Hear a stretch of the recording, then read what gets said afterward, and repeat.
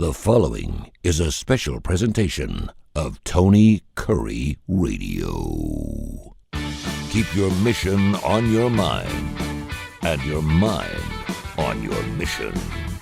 This is Mission Minded with Michael Coleman.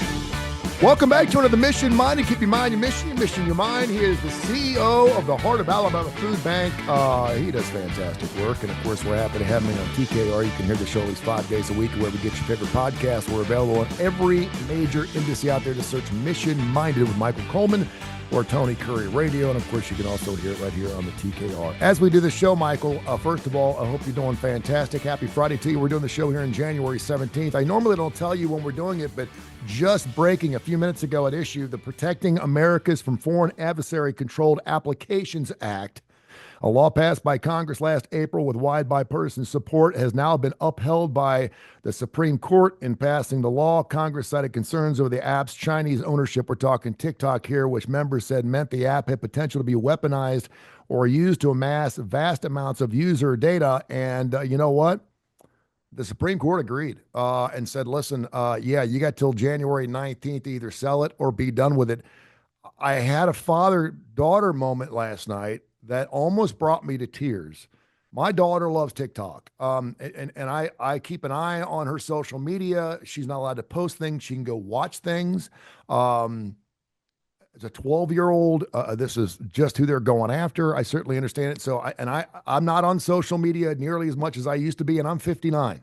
Yeah. I got screwed over so many times and getting hacked and stuff, and I said, you know what, enough's enough. I got to figure out a different way to tell people to look at me, look at me. And I've got enough followers, and I'm just like, you know what, I'm just done. It's just not that important that I go post what I had for dinner last night. I just don't do it. Right. But I get it from a kid's standpoint. But she was in tears last night saying, please tell me they're not going to shut down this TikTok thing. And I said, certainly, honey, they're going to figure out something. You know, this is like a strike. You know, you got till Monday to figure it out. This is like the Gaza Strip. We're going to figure something out before Trump takes office. Something will break at the last minute, or the budget that seems like it's the can being kicked down the road in the government, you know, just before it's supposed to shut down. Something always happens. So I'm a little bit surprised this just happened. I'd love to get your thoughts on that and your thoughts on what it means for the government to protect our freedoms, because I know a lot of people aren't happy about that, including the 170 million users of TikTok in the United States.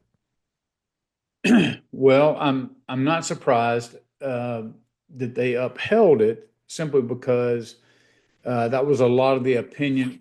When they have the oral arguments, you kind of get a feeling based on the questions that the Supreme Court justices ask.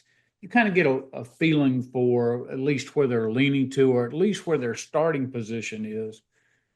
But it really speaks, first of all, to the greatness of our country, and that we take something that values, and we each have our own set of values, and we have shared values, and then we look at issues and we have different issues. Now, that those different issues, the way we look at this issue, and TikTok could be one, we could still have the same values, but look at how this issue affects those values, and we may then interpret that differently. Mm-hmm. It's totally normal.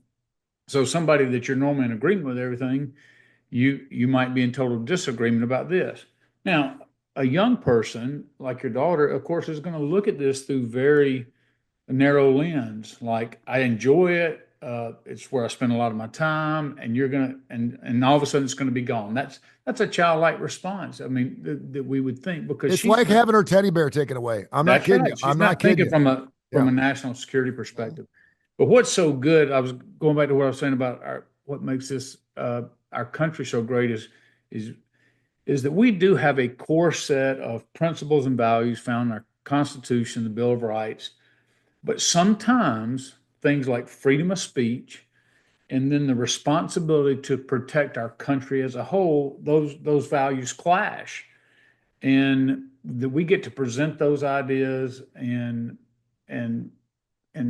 because we follow the rule of law, and when that's why Supreme Court doesn't have an army that doesn't have to go enforce the law, because we as a country, we adhere to the idea that once it's been decided, we're going to adhere to it, and with the rule of law. And so having said all that, I get that there's going to be people for different reasons who are going to oppose the Supreme Court decision. And then there's going to be others that say, hey, I don't care if they have my information. And, and others say, no, I do. I won't. But it does lead to a bigger perspective, which I think is kind of what we're talking about is when is it okay for the government to come in and enforce these rules or create rules? Because one of the things that you'll see, it was a lot of what Trump talked about, again, whether you like it or whether you don't, is government regulation. So what happens is in the executive branch that oversees all the cabinets, all of a sudden you might have the EPA come along, and these are not elected. This is an appointed. You have an EPA director, and then you have staff, and they come along, and all of a sudden they establish a rule. Now, that's not been voted on by Congress. It's not a law, but it's an administrative rule, and they can fine you if you don't follow it and all that kind of stuff. And so we're like, these are unelected officials, and all of a sudden they're so intrusive in our life. That goes to what's happening in Los Angeles. So they talked about that one guy talked about that he was trying to change his garage door, and he had to get 3 different people come and inspect for his personal garage door to replace it because it wasn't working. Yep. He had to have 3 different government entities come and inspect, and that's the burden of government. And now so they're talking about it can take 3 to 4 years to get just a permit to build in Los Angeles. And now so much of it's wiped out due to the fires. How are they going? Is anybody ever going to be able to navigate that space? And even Governor Newsom coming in and saying, well, no, we're not going to let people come in and just buy property, because if I don't have the money to rebuild my home, but somebody's going to come and give me $1 million for that land that I own.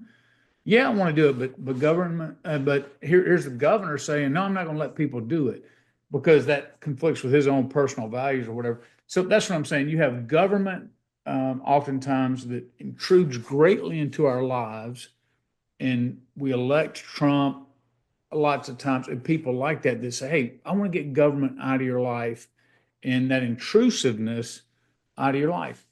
So, but then you see here where Trump is for TikTok. He wants to do it, but the Republicans are the ones that was very bipartisan that created this law. And by the way, it's my understanding he can do something when he takes office. He can push this off. So even though it's just like anything else, because the legislative branch passes a law. Yeah. But the enforcement of the law comes from the executive branch. Yeah. And it's just like there's a national federal law that marijuana is illegal. And when Colorado, I think, got the whole ball rolling by saying, well, we're saying as a state it's not illegal, so we're going to pass a law saying it's legal. Well, the federal law always overrides the law, but the Attorney General's office made a decision that they're not going to enforce that federal law. It's still a law. Sure. They just said they're not going to follow it. So what Trump, I think, in the Attorney General's office would have the ability to do is to not enforce it or to say, okay, I'm going to extend more time for you to sell the company. So on that kind of thing, he can't just go and outright change the law. He can't say, nope, I'm going to ignore it. And by the way, Florida just signed into law January 1st this year that if you're 15 or under, I think it's 15 or 14, you're not allowed to be on social media. Social media platforms 15 and under are not allowed in the state of Florida. And people are like, what? But again, how is that enforceable? How can you enforce that? So, I mean, there's a lot of things, and it's interesting because this reminds me a little bit of the parent with the 16-year-old girl who wants to go out with the bad boy. And I'm like, as your parent, you just need to listen to me. Our country's really, really young. We're a 2-year-old. We are, next to the Frances and the Europes and stuff. We are a 2-year-old, man. We are still going through growing pains. And sometimes we live in the greatest country in the world, with the most free country in the world, and a lot of responsibility comes with that.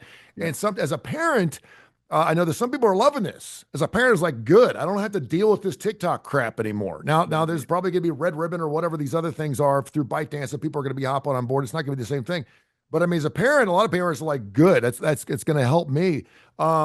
But yeah, it reminds me of saying, listen, you don't understand this right now, but I'm telling you, you're not allowed to go out with him, and you'll understand one day. And I hope that government looks at that way, whether it's Roe versus Wade, whether it's the 44-ounce big gulp, whether it's me having to ride in a helmet when I ride my bicycle. Yeah. That is something that when I was told I had to ride a helmet, it's the law. I was like, you got to be crazy. I have to ride a helmet when I'm riding my bicycle in my neighborhood. I can't feel the wind, so that we've got laws, seatbelt laws, everything else. But I think for the most part, when those laws are enacted, they do make it a better place to live. I would say as a whole, and I will give you an example. I mean, it's so easy to be anti-government and anti-administrative, but or administrative regulated. But one of the things, and I've talked about this with the food bank work that I do, we went over and looked at a Tyson plant about 2 hours from here. We get donations from them. And I was blown away that they run 3 shifts. And so 2 8-hour shifts are they're processing chicken, everything from the kill plant to, just everything that's due to process. But every single day for 8 hours, that plant shuts down and all they do is steam clean, pressure wash, all that plant. And they are required, as all manufacturing companies are, I guess, of a certain size, especially with meat and proteins. Okay. I don't know if this is the same with vegetables and things, but if you're processing meat, it's slaughterhouse and everything else, you have to have a USDA inspector. And that USDA is on site that I think the company pays for, provides office space. So, I mean, that's their place. And that USDA representative has the authority to shut that plant down at any moment. It's not, I'm making a recommendation. I am shutting this down and stopping the entire process. Now, of course, he's got to know what he's doing. He can't use that power willy-nilly. But the wings that are processed at Buffalo Wild Wings, the boneless wings, are made in that plant. Mm-hmm. So I'm going to Buffalo Wild Wings. I just take for granted that the food is safe to eat. I never have to worry about that. Now, if I go to Mexico, we all know it's real hit and miss. There's certain things, you don't drink certain water. We take those things for granted. I'm going to go to Buffalo Wild Wings. I'm going to go watch sports, gather with some guys. We're going to cut up, have a great time, and we're going to have a bunch of boneless wings, and it's all going to be safe. Well, that's because of government interaction with business and enforcing standards. Now, the problem is that we tend to overregulate. It's not that so it's like what I've seen with some cities, and typically more progressive cities, is they go, okay, here's a standard of cleanliness in our water and whatever measurement unit they do. And so they come up and they pass it and they go, okay, every business, every public entity has to come up with this level of cleanliness. But then what happens is, then they come in and say, oh, well, no, we're gonna ratchet up and even have more clean water. It's not that this water is no longer clean, is that we can make it cleaner. And then their messaging becomes about, oh, well, if you don't want to spend the money and put all this administrative cost on businesses and government entities, if people oppose that, and look, we already have clean water. Could it be cleaner? Maybe, but is it really a public safety issue that we have to change this and cost companies hundreds of thousands or even millions of dollars? And then the argument back is, oh, well, you're against clean water. You're for dirty water. Then you get into those squabbles back and forth, and the real issue gets lost.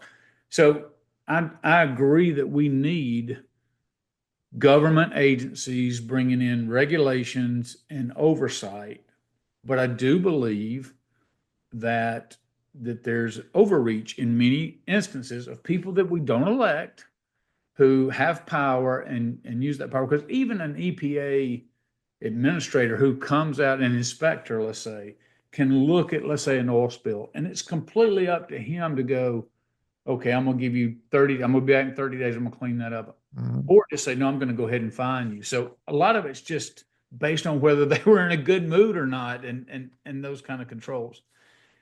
Um, so it's all about what your tolerance level is. But I love the idea. So social media is kind of new, and a lot of parents are like, I try to keep my kid off social media. And there are people go, well, you should be checking your kid. I mean, there are Possible. people who say, I have all the log. I have several friends say, I have all my kids' logins. I can check it anytime I want to. But the reality is, how often do we actually check it? They can still do things on Snapchat and get away with it. They can still do it on, they can have an app up for a week and then delete it. Hmm. There's just ways around it. So the idea that, hey, there's some oversight, I don't think is a bad idea, especially when it comes to from a world affair position that I don't think we truly appreciate um, how much China is our next greatest threat. No doubt. No, no, no, And yeah. they've been stealing technology from us for years, and now they're getting data. And what they will do with that to hurt the American public, I think it's right in this case, and just my personal opinion, that the government step in and say, no, we'll still have TikTok, but it's not going to be controlled by anybody Yeah. with the Chinese government. This is Mission Mind. Keep in mind your mission, your mind. He's the CEO of the Heart of Alabama Food Bank. We talk about businesses and all kinds of stuff. The TikTok Supreme Court just came down about a half an hour ago as we do the show here on the 17th. They upheld the TikTok ban, which means there could be no TikTok on the 19th. I'm betting there's going to be TikTok somehow on the 19th. It's just too difficult to sell to one Yeah. individual. And I know the whole Elon Musk buying it was a joke. Yeah. But one of the things that I look at, I'm 59 years old. I know you're up there in age. I'm not going to tell people how old you are.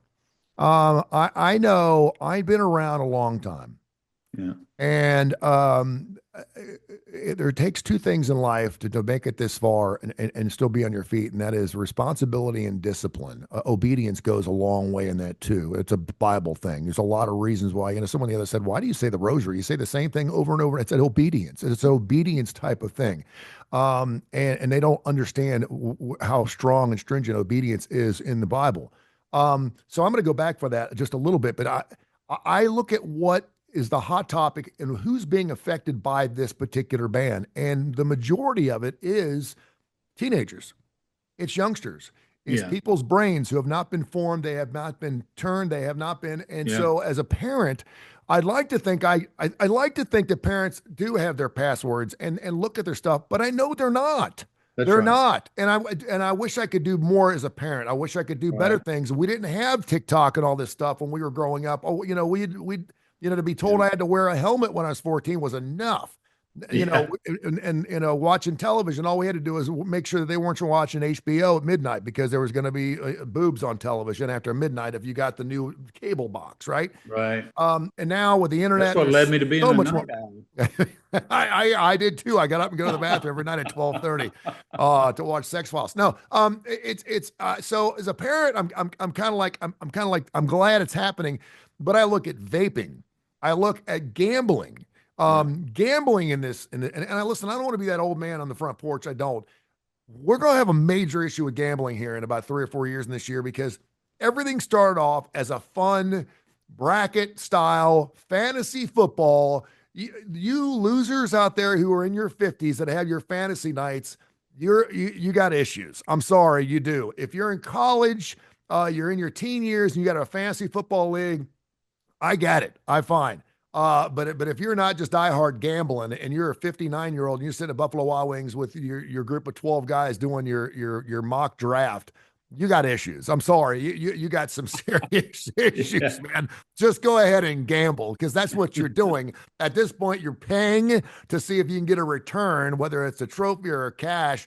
And now all of a sudden, all those applications have turned into gambling apps. Well, think about FanDuel. So in Alabama, you can't get on a gambling site because it's outlawed in the state Right. because gambling's not allowed. That's right. So you can't even do it on a national level because the state has decided that it's illegal. So if you're in Alabama, you download the app. But as soon as they detect what your location is or what your address is or credit card or whatever, yeah, that you're right out. Which goes back to what's so interesting is people who object to government control, it really all comes down to what your issues are. So you may be in Alabama. Most people are for free operation. They don't want the government involved. But then you go, well, wait a minute. The government outlawed it and won't let me gamble. So when it comes to morality or what's perceived as moral issues, lots of times you'll see people, yes, yeah, no, I do want government to enforce it. Mm-hmm. So we tend to want government to get involved to help us fight our issues, and that's just human nature. I will tell you something that popped in my head. Um, I encourage people to go in and look at the old. I saw some '80s clips. Actually, it may even been late '70s when they were passing a national seatbelt law or state seatbelt law, and and so there were two people. One is a young mother, and she's talking about mandatory seatbelts. And then another one is a guy who is fussing about that. He said, I can't believe that it's about an open container law. I can't believe. I mean, what's this country coming to when you can't down one or two on the cold ones on the way home from work, right? Mm-hmm. Because that was what you did back in the day. And then it goes to this young woman. She's like, yeah, you can't. You gotta wear seatbelts everywhere you go. Before long, we're just going to be a communist country. I mean, they went from mandatory seatbelts to the next statement is we're practically a communist country. Yep. And if you look at the regulation there, that was so much less than what you see today, it probably would feel like to those people if they saw where we were, that it was a communist country. But again, it all depends on what you look at in terms of regulation, because there's regulation that we favor and regulation that we don't, but everybody doesn't favor and dislike the same things. Yep, you're right. So we're part of the problem. We're very fickle. We are a big part of the problem, and we saw a lot of that in COVID. Whether you don't think a vaccine was good or whether you liked it or didn't, we did not like being told we had to be 6 feet apart. We hated being told that our favorite restaurant was closed down. We hated that, we weren't allowed to do, well, the hell, I'm going to have me a party if I want to have a party. Well, guess what? You got to do what's best for this, not only for the people around you, but also for this country. And I think that goes into play too, is are we protecting just ourselves or are we protecting the people around us too? Because by me being on TikTok, it's helping TikTok. And by helping TikTok, it's helping its users to actually be looked at and surveilled. So I'm not helping anything. It's kind of like someone saying, well, I want to go buy my drugs every Friday night. I'm not doing anything wrong. I'm just, the guy down the street, he's not a militant. He's not buying. Well, let me tell you something. You go up that line of chain where that money goes, you're probably funding terrorism. I mean, I know that's saying, what are we going to be, a communist thing? But if you're buying drugs from the guy down the street every Friday, I just want to get a break away. I just want to get away from a little bit. I just want to, I'm sitting by myself in my room watching my NFL and my underwear doing my drugs. What's the big deal? That money's got to go somewhere. And eventually it goes all the way up the chain. And next thing you know, I mean, again, That's I don't what want I'm to saying. I know libertarian policy, political views tend to be probably the most consistent on this issue. Because I know libertarians that for years, I mean, they're typically lean conservative, a little bit more Republican leaning, but they've been for free legalization of drugs for decades. Mm-hmm. Because what they're saying is, I don't want government to intervene in very little of my life. And it includes I don't want the government protecting me from drugs and access to all those kind of things. So they're a little bit more consistent, but even then, it runs into, depending on who you're talking to, it runs into some point where they become reliant upon government, whether it's administrative wise. And again, it's easy to say, I don't want so much government. Going back to my USDA example, they say, yeah, I don't want a USDA official being able to shut down a plant. But then we see what happens when Listeria gets out or Salmonella gets out and then infects people, all over. Going back, you remember there's Tylenol scares going all the way back to the early 80s where it turns out somebody had poisoned a bottle. But if you think about it, if you had somebody consider terroristic attacks getting in a manufacturing plant and mixing cyanide or things in that. If we didn't have the kind of controls, like when you open up a bottle, Oh my that gosh. whole plastic, I mean, that whole little foil over it is all because somebody opened up a bottle and put cyanide, took two Tylenol and put that cyanide in. So now every industry does that. Now I So opened a can of orange juice. And I saw open a can of orange juice last night. I wanted orange juice, and I was like, you know what? I'll just wait till the morning. I mean, it was gonna. I had to take the top off. There had to be a spring thing around there, and then there had to be then of course the thing on the top never rips off perfectly. So you had to take a knife and you have a stab. Yeah, I mean, I I certainly mean, get it's all, that. but it's all because of fear of people tampering, but that became a regulatory kind of thing. You look at the car industry; they have put all these requirements to bring up fuel uh, um, use, not fuel usage, but to stretch out the miles per gallon, to increase miles per gallon. And then we went through this period when, back in the 70s, Jimmy Carter just recently passed away, and he was back during where there was OPEC controlled all the world sources, and it was crazy, and we couldn't get fuel, and so then the government steps in and goes, okay, make all cars smaller, make them lighter, make them smaller. Well, lots of times they became less safe initially. I know they took years to work through that, and people are like, no, I need big cars. I have a big family. Mhm. Small cars are not the answer to everything to save the planet.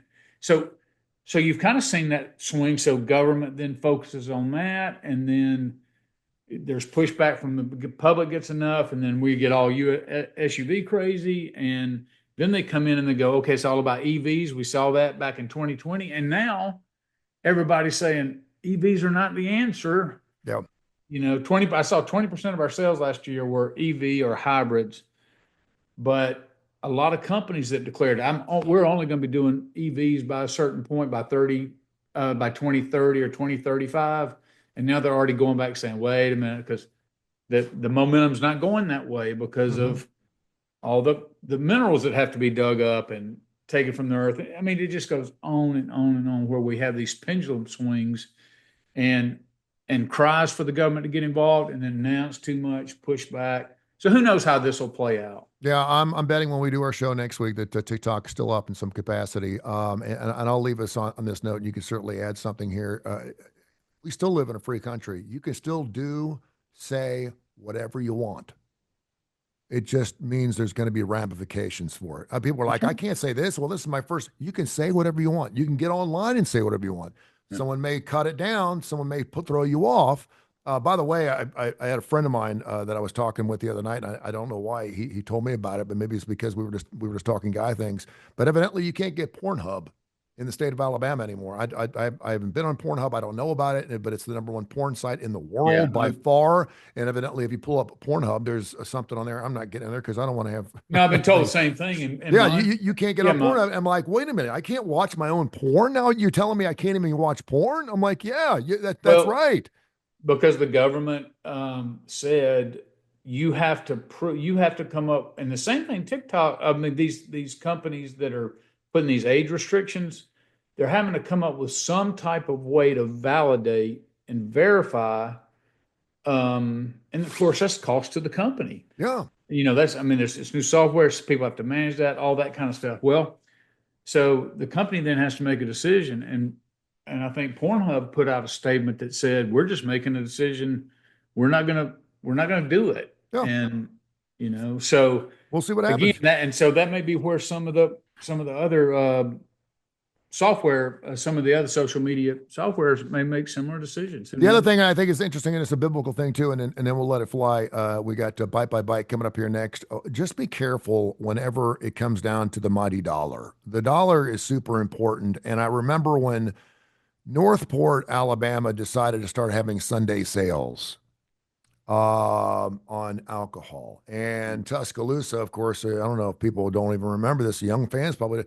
You couldn't drink at football games. You couldn't drink at football games. You couldn't drink at the Talladega Super Speedway. You could bring your own in, but they didn't sell beer at the Talladega Super Speedway till about 12 or 13 years ago. You could not buy alcohol on Sundays, period. Yeah. And so when they saw that, Tuscaloosa all of a sudden said, well, everyone's going to be going to Northport and buying beer on Sundays. We better go ahead and let this thing go. So next thing you know, they allowed alcohol sales. Because initially it was about moral issues, It and was now all about moral issues. It was all about moral issues. Revenue, and they jump all and well, over. Doggone it. I mean, and it's all about, well, we can let these tax dollars go. What about gambling? We got $300 million a year going to Georgia to play the lottery. Why don't we have that money here? So you just got to be careful when it comes down to all about the mighty dollar, what we're willing to put our souls on the line for and sell, just because we need to make more money. Just be careful, because usually when you make that call, it's not a good call. Great stuff. Mission Minded. You can check our show out 5 days a week on the Tony Curry Radio app. We do fantastic. And, of course, wherever you get your favorite podcast, we're available anywhere. Mission Minded with Michael Coleman, Heart of Alabama Food Bank. Coming up right after this on our network of radio stations, we have a Bite by Bite, which is a great show specific to the Heart of Alabama Food Bank and Feeding America. We'll get into that next. Michael, thank you so much. I appreciate you. Enjoyed it, my friend.